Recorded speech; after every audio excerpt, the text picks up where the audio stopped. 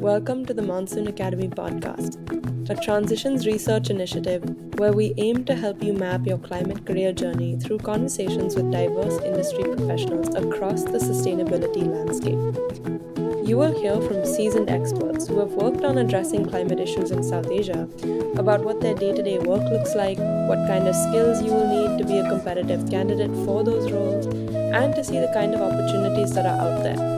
Let's make the future green together. I'm your host, Shantha Venugopal.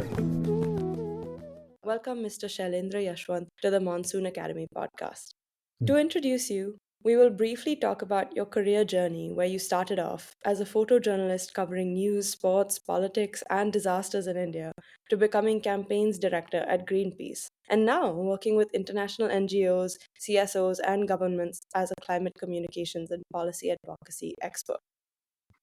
Thank you, Shantha. Thank you very much. This is all very exciting for me as well. So, congratulations on your new podcast. And shoot, how can I help you? So, our first question is about how you have been working on climate campaigns since 1999. What is it like working on these campaigns and in climate communications? How has your work changed over the years? Thank you, Shantha. Let me actually start stepping back a little bit as to how did I end up working on climate in way back in 1999. And I must say I was one of the few lucky ones who came across the issue of climate change very early on. Like you said, I started off as a news photographer. I was a photojournalist. I worked with the Times Group and the Hindu Group, mostly chasing ambulances, covering disaster events, politicians, sports. But I was always involved in wildlife conservation and forest issues. Right from my childhood, I was always interested. And as a journalist, I always took some time off to continue to write about those issues. Even though it was not my brief, I was a news photographer. And thanks to that, I think it was in the late 80s, early 90s, while covering the Narmada Bachao Andolan and meeting Medha Patkar and writing about the people's struggle against big destructive development projects for Hindu and Frontline, I remember.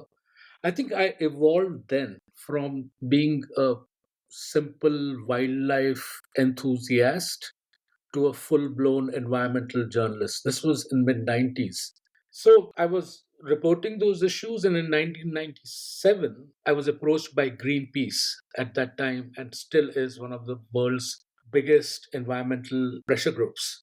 What started as a photography assignment to look at various toxic hotspots where multinationals had set up companies and factories and they were polluting our water for products that they were exporting. I was soon collecting water samples. I learned how to track dirty technology transfer from the West to researching multinational corporations and generally their wrongdoings elsewhere and trying to understand what they're doing here. So for me, the Greenpeace exposure and training and experience to look at our backyard environmental issues in the global perspective, to understand that we are no more polluting our own backyard. Before I know, I was looking at the unresolved toxic situation in Bhopal, dumping of toxic asbestos laden ships in Alang for shipbreaking, pharmaceutical factories in Andhra Pradesh that were producing medicines for export but were polluting our lakes. Yeah. Agrochemical factories in Gujarat, the famous mercury thermometer factory in Kodaikanal, documenting these, working on these, and obviously looking at emissions. For us, climate change was still a very new issue. Yeah, for Indians, for our audiences, for Asian audiences, yeah.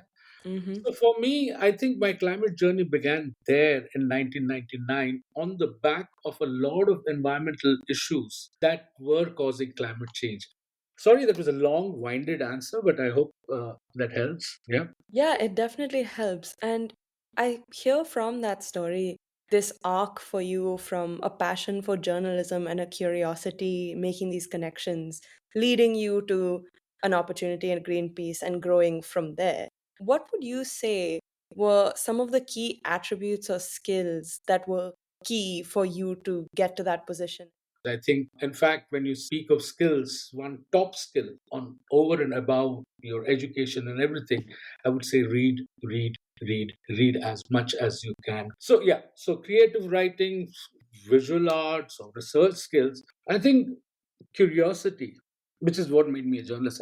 And with curiosity, you need another special skill to listen. Listening is extremely important in our work, both as a journalist, as an activist, as a development person, someone who's working with communities. Listening, because that's where you learn.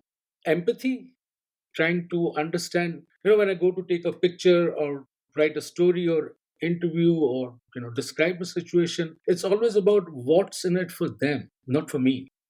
Course, I'm driven by my frontline picture or front page anchor story or and nowadays an opinion piece that will get lots of hits, etc., etc. But while that interaction is happening, empathy, adaptive, open mindset for change, especially in this field of work. You can't. You have to be adaptive. You have to have open mindset. And finally, I say this to all the young people I speak to: anger, hunger, and courage. These are my three. If you have empathy, if you have curiosity, if you see a situation, you have to be angry. You have to be angry to bring that passion, put everything you have, because it's not a single off project. The work that we are doing in climate change thing, it's a continuous thing. You have to be hungry, hungry to get out, get to more people, to find solutions, whatever you're doing. And finally, you have to have that courage of conviction. This is not your routine job where you will get promotion, where you will go through your cycles, where you will work 9 to 5. This requires a lot of courage. I know these are not your typical skill sets, but 30 years later, I think these have helped me to stay in the game, to try and have some impact, and most importantly, reach out to as many people as we can to talk about something as important as sustainability, about climate, and about future generations, because it's all about you guys, Shanta. you know yeah. I think that's a wonderful message, and albeit they're not easy to cultivate at like an educational institution, I think these are skills that come from core values, and that's exactly what we want to touch upon through our podcast, is really give people an insight into what it takes to work in climate and have that conviction throughout. What would you say after all these years of experience has changed in the communications landscape today? I know in previous meetings with us, you've mentioned a supply and demand of communications experts. Would you say there's a greater need or a set of new skills or something to really propel this industry forward today that's different from when you first started out? Yeah, lots has changed, Shanta. I mean, it's amazing, and it's so much easier and therefore so much more difficult. The number of channels have increased, the ability to communicate in different languages with different, I mean, social media between, because I'm pre-internet. Yeah, when we came as a journalist or as even as activists or campaigners, we understood the old style of communication, which was one way. Yeah, I do research, I do interviews, I do everything. I put the story out and you are receiving it. And I'm hoping that you will act upon reading that story. All stories are either, besides informing the readers, are also aimed at policymakers, aimed at decision makers, aimed at people who can actually bring about the change that you're reporting or exposing or documenting. Right. Now, having an op-ed in the Hindu, or having a huge expose in the Indian Express, or having a front page in Guardian about your international issue is not enough to reach to the audiences. I know of politicians that have stopped reading newspapers. They tell me they say we track everything on social media. They have Right. these little apps that collect stories of their constituencies and their stuff. They're getting very focused set of stories. I think the challenge now has increased in how do we use these multiple platforms and stay on message. How do we understand the whole ecosystem of what influences a person? It's not one story or one op-ed. They're watching something on their phone, they're watching something on their TV, they're reading something on the internet. Meanwhile, some WhatsApp uncle has sent some story. So all these things together influence a person. That has changed, and that has become both a very exciting thing to happen, especially for creative people. They have so many places. Earlier, you have a photo exhibition at best. So, Absolutely. there's so much information people want to know, and they have only so much time and space. How do we compress our messaging into that little space and put it across? That has changed, and that has become more exciting. So, would you say one of the primary skills is learning how to communicate using the mediums of today and making yourself as adept at getting a message across in a concise, punchy manner and hoping then that people will go on to resonate with the broader message? Absolutely, absolutely. I live in a remote place. I don't have much of a social life. But you can't imagine the onslaught I have of information. And then I'm addicted to Netflix these days, so that doesn't help. That is the communications challenge of this century. The other challenge, which I really want to talk about, is disinformation.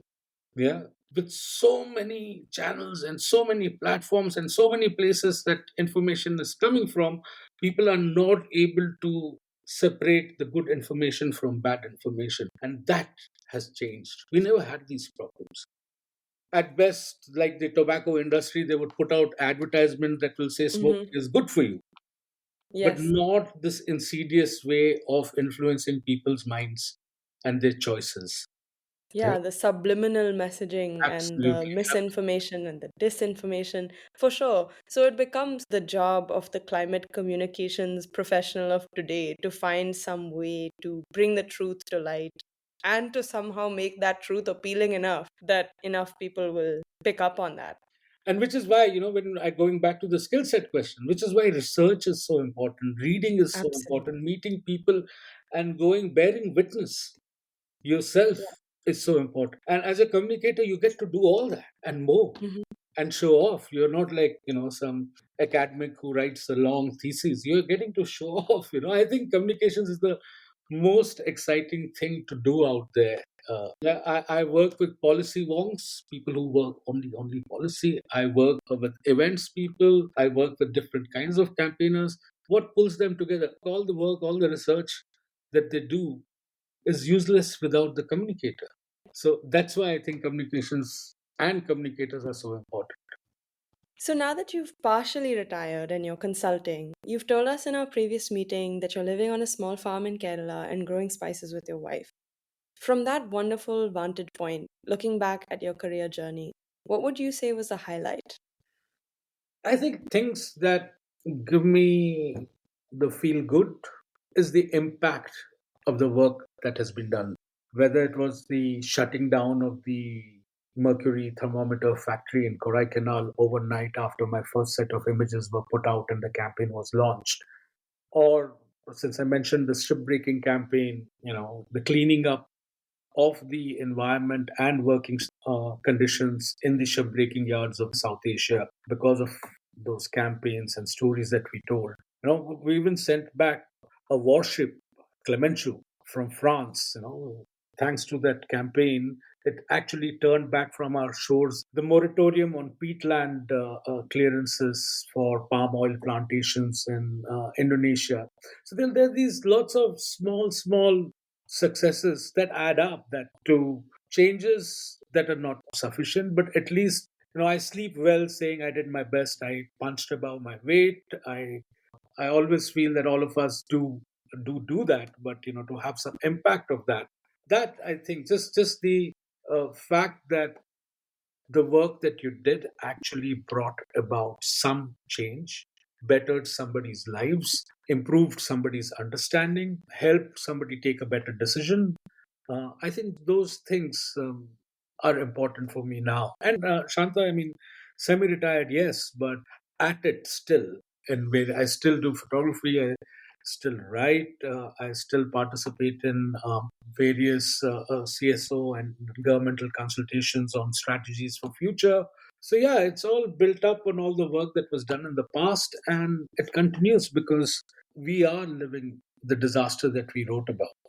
I think it's our responsibility to be engaged, not give up, because if my generation gives up hope, your generation, the generation after, has none left.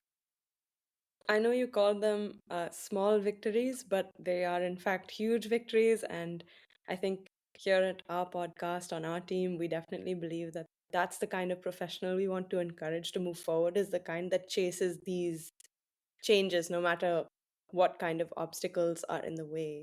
And because we have to live this future, so we're all very invested in it for sure. Thank you so much for joining us today at the Monsoon Academy podcast. It has been so insightful to hear about your climate career and from someone who has been in this space for so long.